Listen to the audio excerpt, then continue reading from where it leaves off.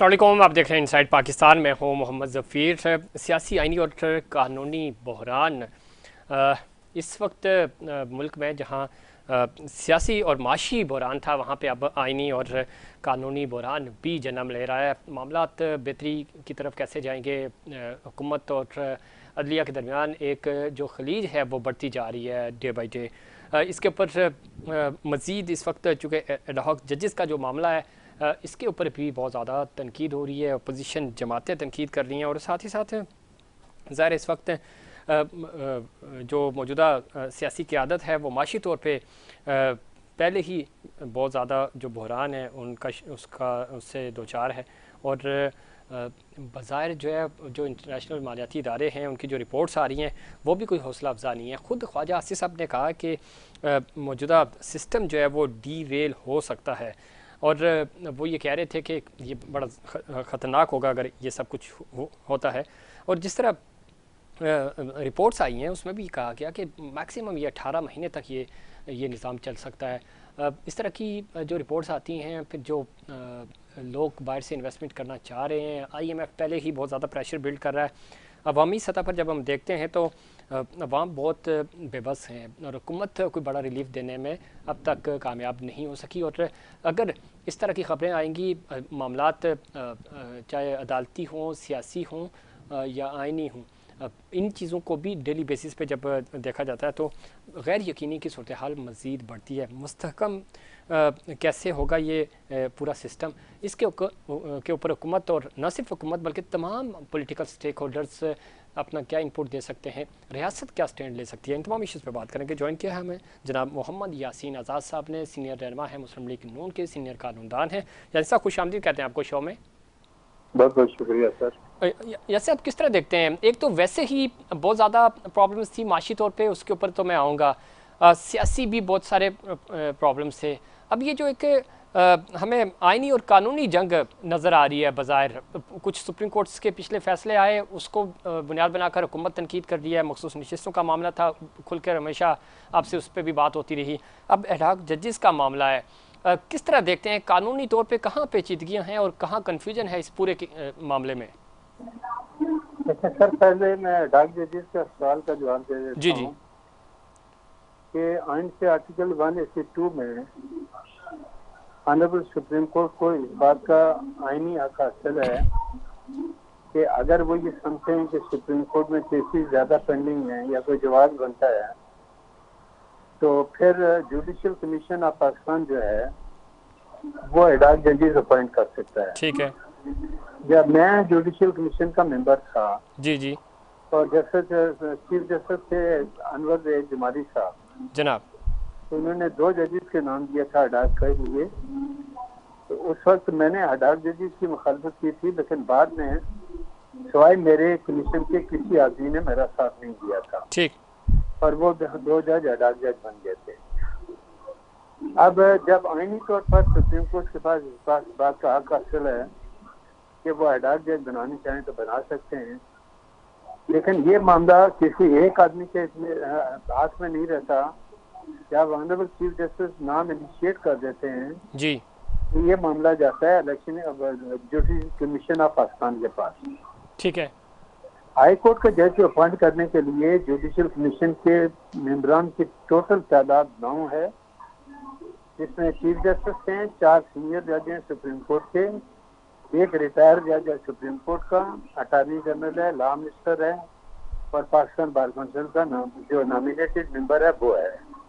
Total 9 आदमी है। इस पे ये मामला अगर कमीशन में जाता है और किसी किस्म का किसी साइड से इख्तिलाफ से राय भी सामने आता है, ठीक, तो फिर ये मामला जाता है वोटिंग पे।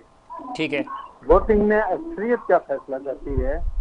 अगर 9 में से 5 एक तरफ हो जाते हैं, 4 एक तरफ हो जाते हैं, तो लामला जो 9 मेंबर एक तरफ, 5 मेंबर एक तरफ हो जाएंगे, वो एडहॉक जज बन जाएगा। ठीक है। और अगर 4 एडहॉक जज बनाने के हक में जाते हैं, पॉइंट मुखालफत करते हैं, तो फिर एडहॉक जज नहीं बनेंगे। ठीक। अब एडहॉक जजेस का जहाँ तक कंसेप्ट है वो ये होता है कि ज्यादा से ज्यादा कभी कभार 1 साल के लिए बनाते हैं, कभी 2 साल के लिए बनाते हैं, कभी 3 साल के लिए बनाते हैं, और ये बात माजी में होती हुई आई है। सही। मुझे तो अफसोस इस बात का है कि इसमें यह सब एक चीज़ मैं ऐड करना चाहूँगा।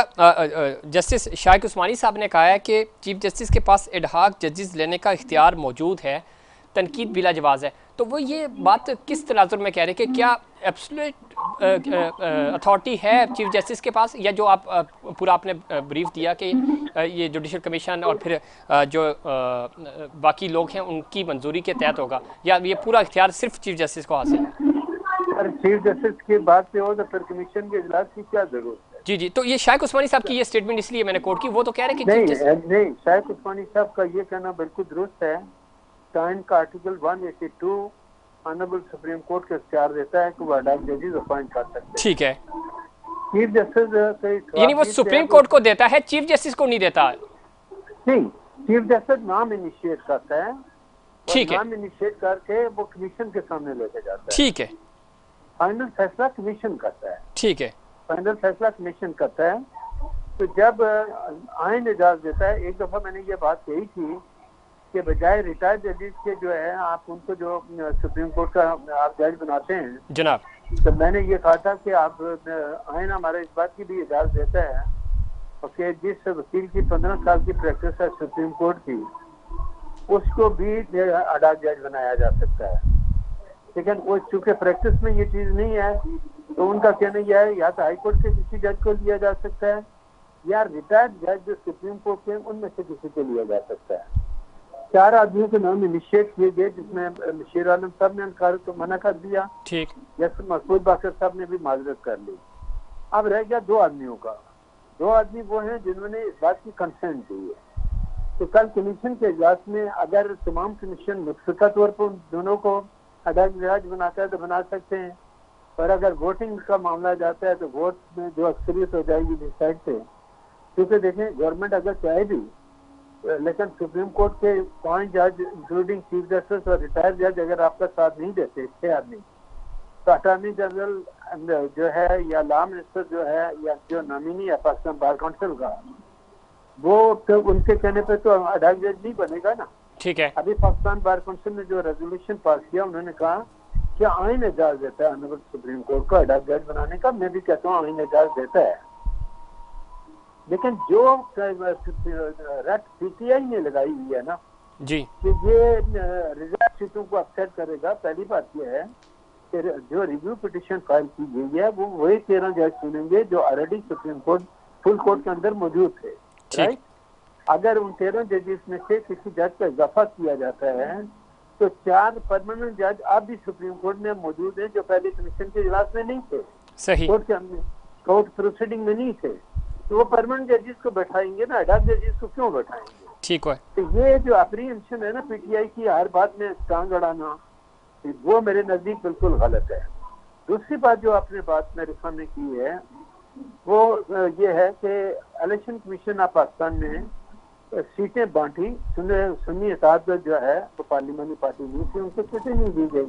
ठीक, Sunni election commission of Pakistan के फैसले को पेशावर हाईकोर्ट में चैलेंज किया गया, ठीक है सर। पेशावर हाईकोर्ट ने इलेक्शन कमीशन ऑफ पाकिस्तान के फैसले को मेंटेन किया, राइट जी ना। आप सुप्रीम को अपने पेशावर हाईकोर्ट कौन गया था? पीटीआई नहीं गई थी, सुन्नी इत्तेहाद गया था, बिल्कुल। ये ध्यान में रहे। उसके बाद Sunni Ittehad supreme court of Pakistan में चली गई और मैंने 3 दिन मुसलसल जाके सुप्रीम कोर्ट में प्रोसीडिंग देखी। पाकिस्तान का कहना यह था कि हम आइन के आर्टिकल 185 के तहत अपील सुन रहे हैं, हम आइन के आर्टिकल 184(3) के तहत कार्रवाई नहीं कर रहे। सही, 184(3) जो है ना आपको वसी इख्तियार देते हैं, जो मर्जी कर लो। नवाज शरीफ को आपने उठा के छुट्टी कर दी, कोई पूछने वाला नहीं था क्योंकि राइट ऑफ अपील नहीं था।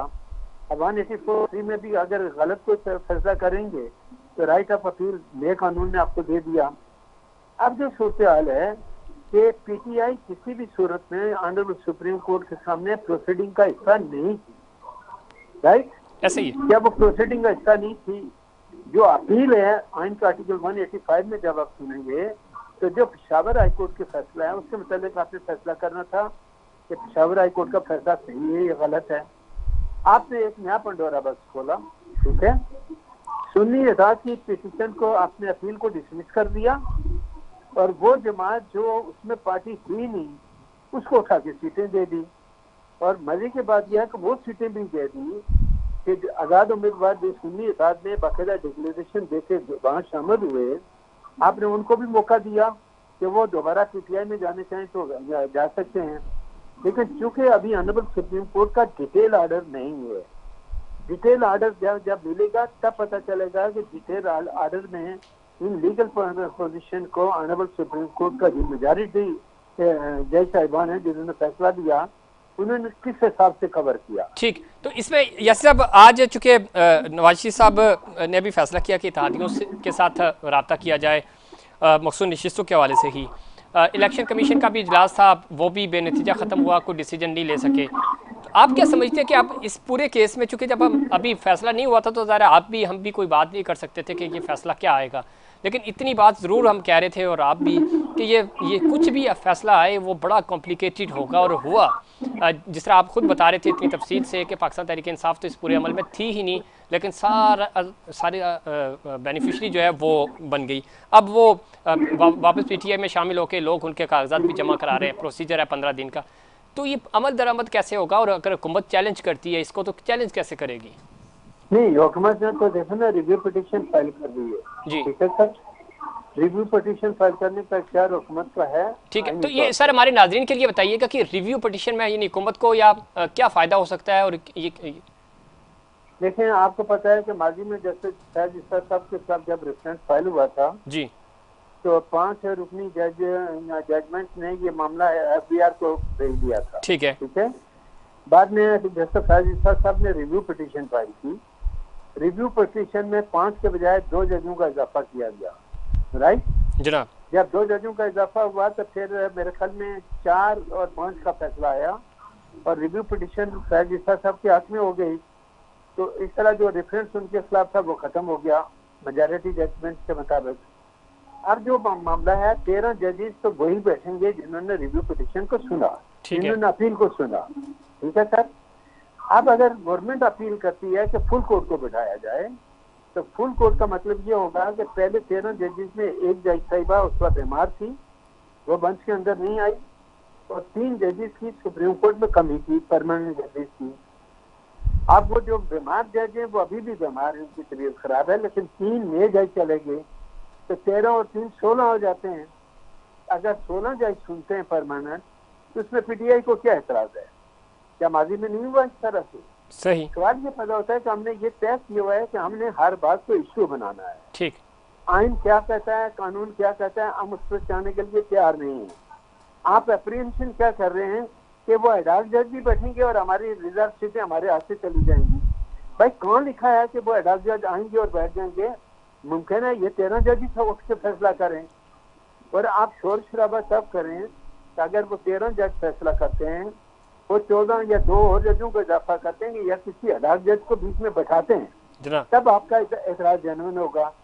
अभी तक एडल्ट जजेस की अपॉइंटमेंट हुई नहीं, उनका मामला यहाँ से निकलने के बाद पार्लियामेंट्री कमेटी को जाएगा, पार्लियामेंट्री कमेटी 14 दिन में अप्रूवल करके वापस भेजेगी, फिर जाके नोटिफिकेशन होगा। तो ये जो मजाक बना दिया ना हमने कानून का हर चीज में, देखें मैं अब भी कहता हूँ कि ऑनरेबल सुप्रीम कोर्ट का जो जजमेंट आया है जिसमें उन्होंने इलेक्शन कमीशन ऑफ फैसले को कहा गलत है, ठीक है जी, क्या ये केस ऑनरेबल सुप्रीम कोर्ट के पास था कि इलेक्शन कमीशन का पैसा जो रिजर्व सीटों को बांटने का था वो गलत था? पर इलेक्शन कमीशन के फैसले को पेशावर हाई कोर्ट ने इंडोर्स किया ना, उन्होंने कहा ये फैसला सही है। अब ऑनरेबल सुप्रीम कोर्ट ने कहा नहीं, पेशावर हाई कोर्ट का जजमेंट नहीं सही नहीं है, पर आपने भी कह दिया। आप अपील किसकी थी? सुन्नी इत्तेहाद की, आपने अपील को तो डिसमिस कर दिया, राइट?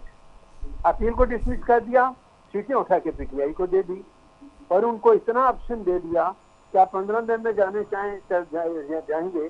आप इसके लिए डिटेल ऑर्डर अभी तक ऑनरेबल सुप्रीम कोर्ट के सामने नहीं आया। बिल्कुल ऐसे ही। तो जब तक डिटेल ऑर्डर न हो जाए उस पर कमेंट करना ठीक है। तो इस पे यासिर साहब वो तो चले, अब ज़रा तफसीलात आएंगी तो पता चलेगा। अभी पाकिस्तान तहरीक इंसाफ के ऊपर हुकूमत की तरफ से कहा गया 2 दिन पहले कि पाबंदी लगानी चाहिए। कोई भी पॉलिटिकल पार्टी है, ज़ाहिर है उसके इख्तिलाफात उससे हो सकता है चीज़ें, लेकिन आप क्या समझते हैं कि वो पार्टी जो पार्लियामेंट के अंदर मौजूद है, सेनेट में मौजूद है, तो उस पर इस तरह पाबंदी लगाना दुरुस्त है, या जो वो एलिमेंट्स है, जो चीज़ें, जो इश्यूज हैं, जो लोग इन्वॉल्व हैं, उनके खिलाफ कार्रवाई होनी चाहिए? देखिए सर, इससे पहले भी माजी में जमात इस्लाम पे पाबंदी हुई थी, आपको याद होगा। जी नए पे भी पाबंदी हुई, वो नए सूरत में सामने आया और आपने काम किया। मैं पीटीआई के दोस्तों से सिर्फ एक सवाल करना चाहता हूँ, ये बताएं कि टीएलपी पे जब मारधाड़ की आपने, लाठीचार्ज किया, उनसे गोलियां बरसाई, तो उस वक्त क्या पीटीआई की गवर्नमेंट ने नहीं कहा था कि टीएलपी को हम बैन कर रहे हैं? किया था सर, कर नहीं दे, उन्होंने किया था। हाँ किया था, मैं उसी पे आ रहा हूँ, आपके सवाल की जवाब की तरह। तो उस वक्त शेख रशीद साहब, उसने कहा ये दुनिया जानती है कि अगर आप किसी सियासी जमात को बैन करने चाहेंगे, उसकी लीगल रिक्वायरमेंट करने के बाद आपने रेफरेंस भेजना ऑनरेबल सुप्रीम कोर्ट के पास। जनाब honourable supreme court final authority है, उन्होंने फैसला करना है कि जमात से पाबंदी लगेगी या नहीं लगेगी, नंबर 1। नंबर 2, जहाँ तक मैं पॉलिटिकल वर्कर के मेरा पॉइंट ऑफ व्यू है कि किसी भी सियासी जमात से किसी किस्म की पाबंदी नहीं लगनी चाहिए, ये मेरा अपना ओपिनियन है, ठीक है, पॉलिटिकल वर्कर के हैसियत से। लेकिन जो कानूनी मेथड अगर गवर्नमेंट अडॉप्ट करती है और फाइनल फैसला ऑनरेबल सुप्रीम कोर्ट ने करना है, तो फिर आप अगर कोई गवर्नमेंट लाती है बीच विकेट से पाबंदी लगाने की कोशिश करती है, कल ऑनरेबल सुप्रीम कोर्ट उसको अप्रूव नहीं करता, पाबंदी नहीं लगाता, तो किसकी साख को पहुंचेगा? हुकूमत की साख को पहुंचेगा या किसी और की साख को नुकसान पहुंचेगा? हुकूमत की साख को नुकसान पहुंचेगा ना। लेकिन सवाल ये पैदा होता है कि अब देखने ये पड़ेगा कि फेडरल गवर्नमेंट के पास क्या मवाद है, किस मवाद की ग्राउंड पे वो पाबंदी लगाने चाहते हैं। पहले कैबिनेट का इजलास होगा, फिर मामला वो पार्लियामेंट के अंदर लेके जा रहे हैं, पार्लियामेंट के अंदर तमाम पॉलिटिकल पार्टीज को एतमाद में लेने की कोशिश की जाएगी। सही, अगर कोई केस बनता है तब जाएगा। ठीक। तो इसमें यासीन साहब एक चीज़ बड़ी इंपॉर्टेंट है, ये गैर जिम्मेदारी का मुजाहरा हुकूमत की तरफ से क्यों किया जाता है?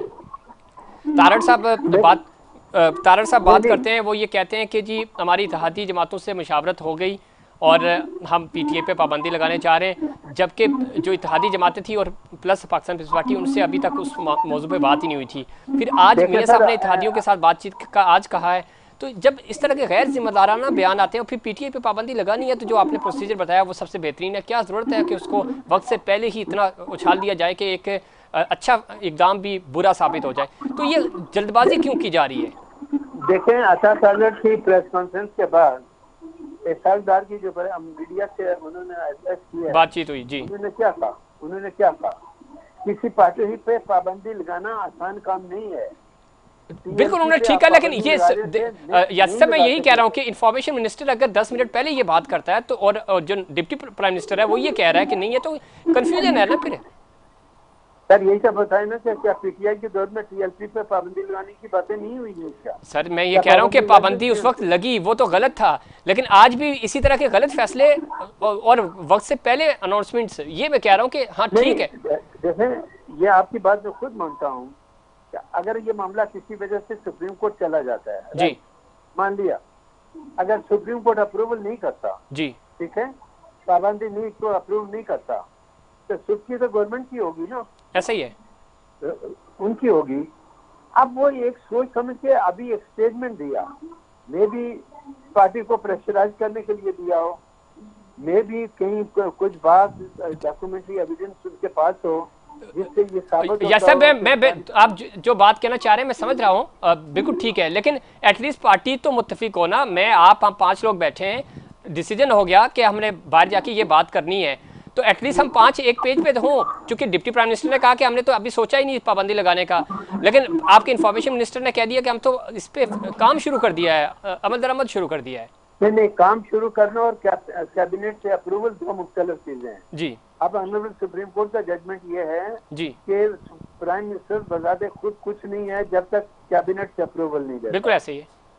और प्राइम मिनिस्टर की हैसियत आपने खुद है, वो भी सुप्रीम कोर्ट ने पाबंदी लगाई, ठीक है, वो तो कहते हैं कि चीफ जस्टिस को पूरे इख्तियार दे दो, लेकिन प्राइम मिनिस्टर को इख्तियार देने के लिए क्या नहीं है, आपने subject to approval by the cabinet कर दिया ना। जी जी, तो प्राइम मिनिस्टर का कोई भी फैसला जब तक कैबिनेट अप्रूव नहीं करती वो फैसला नहीं बनता, ठीक है, सुप्रीम कोर्ट के जजमेंट के मुताबिक। अभी तक कैबिनेट का इजलास हुआ ही नहीं है, पहले ही हमें फिगर बढ़ गई है, तो उसका क्या इलाज है ये? चलिए ये भी ठीक है। दूसरा ये जैसे ऐसे बताइएगा, ज़रा इकॉनमी आपका सब्जेक्ट नहीं है, लेकिन ओवरऑल अगर हम बात करें, ख्वाजा आसिफ साहब ने भी कहा है, फिर बाहर से जो हमारे मालियाती इदारे हैं वो रिपोर्ट कर रहे हैं, वो कह रहे हैं कि जी अगले 16-18 महीने तक ये सिस्टम चलेगा, प्रेशर है। फिर आज खुद ख्वाजा आसिफ साहब कह रहे हैं कि ये सिस्टम डी रेल होता हुआ नज़र आ रहा है, खुदा न खास्ता अगर डी रेल हुआ तो बहुत नुकसान होगा। ये खदशात क्यों पैदा हो रहे हैं? सर देखें, एक बात मैं बताता हूँ, जो पाकिस्तान की सूरत हाल है वो तबाहकुन तो है, आप भी मानते हैं, मैं भी मानता हूँ माशी तौर पे। अभी थोड़ी देर पहले मैं डिफरेंट चैनल पे देख रहा था कि 49 लाख के करीब ऐसे अफराद हैं जो इनकम टैक्स पे करने की पोजीशन में हैं और 49 लाख आदमी इनकम टैक्स नहीं देता। ठीक है, अगर वाकई जैसा है और जिस तरह गवर्नमेंट ने ये ऐलान किया कि ये साल IMF में जाने का आखिरी साल होगा, तो आखिरी साल तब भी होगा जब आप कौम पे वजन डालेंगे। तो इसलिए ज़रात पे भी अब टैक्स लगाने की बात हो रही है। डिफरेंट लोगों को पकड़ा, 49 लाख जो मुल्क का जो आदमी टैक्स पे करने की पोजीशन में है, जिस तरह गवर्नमेंट कह रही है, अगर वाकई सही है तो क्या पाकिस्तान के साथ ऐसी नहीं है क्या? तो गवर्नमेंट अगर कोई अटेम्प्ट कर रही है IMF से अपने आप की निजात हासिल करने के लिए, तब कुर्बानी तो आपको देनी पड़ेगी या आपको डिफॉल्ट की तरफ जाना पड़ेगा। क्या डिफॉल्ट पाकिस्तान के लिए बेहतर है या पाकिस्तान को डिफॉल्ट से बचा के एक आज़ाद और खुद मुख्तार रियासत माशी सूरत आलिमा बनाना जरूरी है? ये बहुत सारे सवालिया निशान हैं जिसके लिए कौम को कुर्बानी तो देनी पड़ेगी। मैं तहकीक के आपने तनख्वाहदार तबके पे आपने टैक्स लगाया, मैं कहता हूँ छोटे लोगों पे टैक्स नहीं लगाना चाहिए। जिसकी तनख्वाह 1 लाख से ऊपर है उस पर टैक्स लगा रहे हैं ना, 1 लाख से कम वाले पे नहीं लगा रहे आप। अब जब 1 लाख आदमी देता है तो उसमें से 10% अगर वो दे देता है तो कोई फर्क तो नहीं पड़ता ना। और पाकिस्तान का हर शहरी इनडायरेक्ट टैक्स जो है बिजली की सूरत में, गैस की सूरत में, डिफरेंट सूरत में टैक्स देता है। तो पाकिस्तान के 25 करोड़ आवाम दे रहे हैं। जी जी, अल्लाह करे कि माशी सूरत हाल में नेक्स्ट जो आए साल आए बजट का, तो आपको IMF से कर्जा ना लेना पड़े, तो फिर मुल्क को बेहतरी की तरफ ले जाएंगे या तबाही की तरफ लेकर जाएंगे? सही। तो मैं ये समझता हूँ कि गवर्नमेंट अगर कोई नेक नीयत से अच्छे स्टेप उठा रही है, वो कि कौम पे वजन है, ये उनके वजन है, महंगाई बढ़ेगी। तो आज पेट्रोल देखें, अभी फिर 9 रुपये बढ़ा है, पहले भी पता 6-7 रुपये बढ़ा है, 15-16 रुपये पेट्रोल बढ़ गया, मजीद बढ़ेगा पेट्रोल। मैं कहता हूँ इसमें कौन सफर करेगा? गरीब आवाम करेगा ना, मैं और आप करेंगे, कुछ तबका करेगा। लेकिन अब आपके पास ऑप्शन कोई नहीं है सर, ऑप्शन कोई नहीं है आपके पास। ठीक, पर चले ऑप्शन तो खैर नहीं है, लेकिन सब स्टेक होल्डर अगर मिलकर पाकिस्तान का सोचे तो चीज़ें बेहतरी की तरफ जा सकती हैं। बहुत शुक्रिया यासीन रज़ा साहब प्रोग्राम में वक्त देने के लिए। बड़ी डिटेल से ख़ासतौर पे माशी आइनी और सियासी बहरान के ऊपर तफसीली गुफ्तगू और उनका तजिया आपने सुना।